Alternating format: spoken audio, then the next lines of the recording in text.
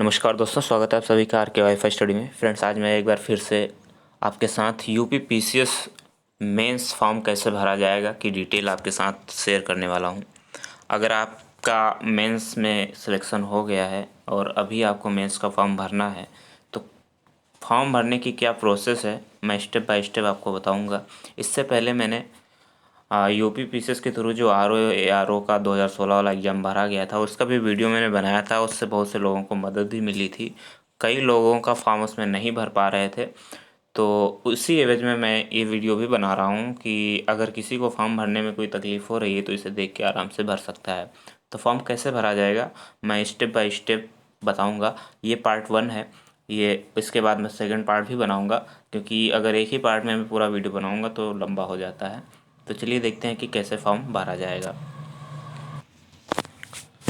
दोस्तों, ये आयोग द्वारा नोटिस जारी की गई है 28 नवंबर को। ठीक है, इस नोटिस में बताया गया है कि आप अपना जो फॉर्म है वो यूपी पीसीएस की ऑफिशियल वेबसाइट पे जब जाएंगे, जो ये ऑफिशियल वेबसाइट है यहाँ पे जब आप जाएंगे तो होम पेज पे आपको fill online detail for combined state and upper subordinate services PCS mains exam 2020 पर क्लिक करके आवश्यक जो सूचनाएं हैं जैसे कि रजिस्ट्रेशन नंबर और बेसिक डिटेल में जैसे जन्म तिथि, लिंग, निवास, श्रेणी इत्यादि वहाँ पे फिल करने होते हैं। इतना करने के बाद सेव कर देंगे। फिर सेव करने के बाद आपको पेमेंट करना होगा। पेमेंट में आप एसबीआई या इसके अलावा अन्य जो 55 बैंक हैं उनमें किसी से भी आप कर सकते हैं। पेमेंट करने के लिए debit card, credit card, net banking का भी उपयोग कर सकते हैं। आपके लिए जो उपयोगी लगे वो आप कर सकते हैं। इतना करने के बाद में आप अपना जो परीक्षा केंद्र है और एक वैकल्पिक विषय आपको चुनना होता है। परीक्षा केंद्र में आपको प्रयागराज, गाजियाबाद, लखनऊ में तीनों में से किसी एक को चुनना होगा और एक सब्जेक्ट जो भी आपका वैकल्पिक विषय है वो सेलेक्ट करना होता है। इतना करने के बाद में आप इसे सेव कर लेंगे और 14 दिसंबर 2020 तक ये सही से भर भी सकते हैं।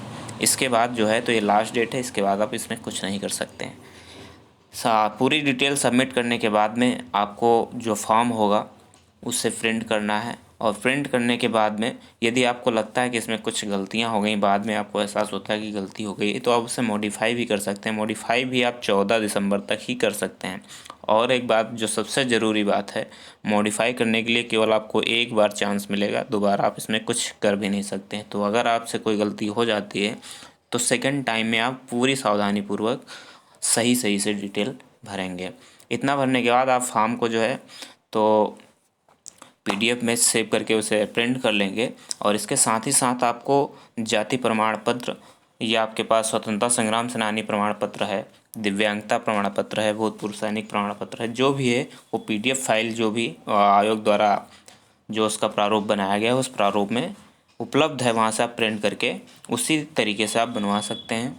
इतना करने के बाद में आप अपना फॉर्म जो है तो भर के उसे प्रिंट करके आपको 21 दिसंबर 2020 को 5 बजे तक, यानी कि शाम के 5 बजे तक आपको पूर्व सचिव उत्तर प्रदेश लोक सेवा आयोग परीक्षा विभाग 3 में कस्तूरबा गांधी मार्ग, प्रयागराज, पिन कोड नंबर इतना है। यहाँ पे आपको या तो डाक द्वारा भिजवाना है या व्यक्तिगत रूप से जाके गेट नंबर 3 पे जो पूछताछ काउंटर है वहाँ पे आपको जमा करना है। इतना काम आपको करना है। तो चलिए अब देखते हैं कि हम फॉर्म कैसे भरेंगे, क्योंकि ये नोटिस जानना बहुत ज़रूरी थी।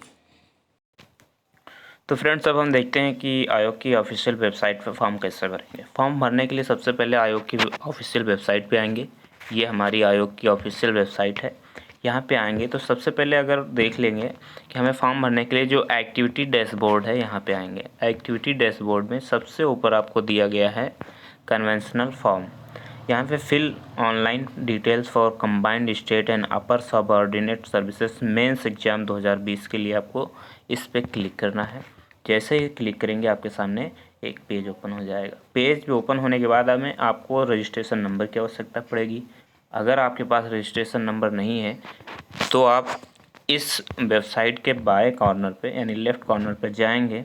यहाँ से आप अपना रजिस्ट्रेशन नंबर जो है तो सर्च कर सकते हैं। सर्च करने के लिए आपको यहाँ पे आना होगा। नाउ योर रजिस्ट्रेशन नंबर पर क्लिक करेंगे और अपनी डिटेल फिल करेंगे, आपका रजिस्ट्रेशन नंबर मिल जाएगा। अब फॉर्म देखते हैं कि किस टाइप का फॉर्म होगा, हमें वहाँ क्या क्या भरना है। ये जो है तो जो मेंस का फॉर्म भरा जाएगा, सबसे पहले कैंडिडेट लॉगिन पैनल पे आएंगे। कैंडिडेट लॉगिन पैनल पे आएंगे तो यहाँ पे आपसे कुछ डिटेल मांगेगा कन्वेंशनल फॉर्म के लिए। ठीक है, तो सबसे पहले आपको अपना प्री वाला रजिस्ट्रेशन नंबर डालना है।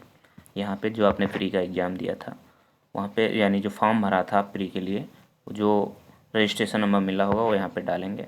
डालने के बाद में आपको अपना डेट ऑफ बर्थ, जेंडर, और जेंडर डालने के बाद में आपको are you domicile of UP, इस पर क्लिक करना है। जब तक आप इस पर क्लिक नहीं करेंगे आपका कैटेगरी नहीं सिलेक्ट कर दिखाई देगा। तो यहाँ पे आपको, अगर आप यूपी के रहने वाले हैं तो यस करेंगे, नहीं रहने वाले हैं तो नो करेंगे। जैसे कि आप मान लीजिए कि यूपी के रहने वाले हैं तो यहाँ से आप यस पे क्लिक करेंगे। जैसे ही यस पे क्लिक करेंगे आपका जो सेलेक्ट कैटेगरी ऑप्शन है वो एक्टिव हो जाएगा। यहाँ से आप अपनी कैटेगरी सेलेक्ट कर सकते हैं। जैसे मान लीजिए जनरल है तो जनरल, ओबीसी हैं तो ओबीसी, एससी हैं तो एससी, एसटी हैं तो एसटी, जो भी आपका है वो आप यहाँ पे डालेंगे। डालने के बाद में आपको यहाँ पे वेरिफिकेशन कोड डालना है जो आपको ये दिख रहा है। जैसे कि मैं आपको डाल के दिखाता हूँ। वेरिफिकेशनल कोड जो है यहाँ पे आप 6 डाल के दिखाता हूँ आपको। तो फ्रेंड्स आप ऐसे डाल सकते हैं 6KKGR, और उसके बाद आप वैलिडेट डिटेल पे क्लिक करेंगे। वैलिडेट डिटेल पे जब क्लिक करेंगे तो आपसे आपके मोबाइल नंबर पे और आपकी जो आपने फ्री का फॉर्म भरा था उस समय जो ईमेल आईडी डाली होगी उस ईमेल आईडी पे एक OTP जाएगा। OTP डालने के बाद में आपसे फिर से प्रोसीड के लिए कहेगा, जैसे मैं करके दिखा रहा हूँ।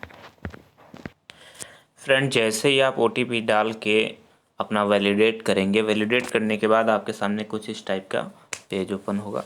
ओपन होने के बाद आपको यहाँ पे अपनी डिटेल फिर से भरनी होती हैं। देखिए कितना लंबा इसका प्रोसेस है। आपको सबसे पहले अपनी पर्सनल डिटेल भरनी है, उसके बाद शैक्षणिक यानी एकेडमिक डिटेल भरनी है, उसके बाद आपके स्पेशल एकेडमिक डिटेल भरनी है, एक्सपीरियंस डिटेल भरनी है, सेंटर चॉइस डिटेल भरनी है, फिर अदर डिटेल्स हैं, एड्रेस डिटेल हैं, और फाइनल सबमिट करना है। तो इतना लंबा प्रोसेस इसका रहेगा। तो आगे का वीडियो मैं नेक्स्ट वीडियो में बनाऊंगा। आगे की बातें अगले वीडियो में बात करेंगे। यहाँ तक कि अगर आपको डिटेल बिल्कुल समझ में आई हो तो वीडियो को लाइक करना, शेयर करना, और मेरे चैनल को अगर सब्सक्राइब कर दोगे तो और अच्छी बात है। धन्यवाद दोस्तों। जय हिंद, जय भारत।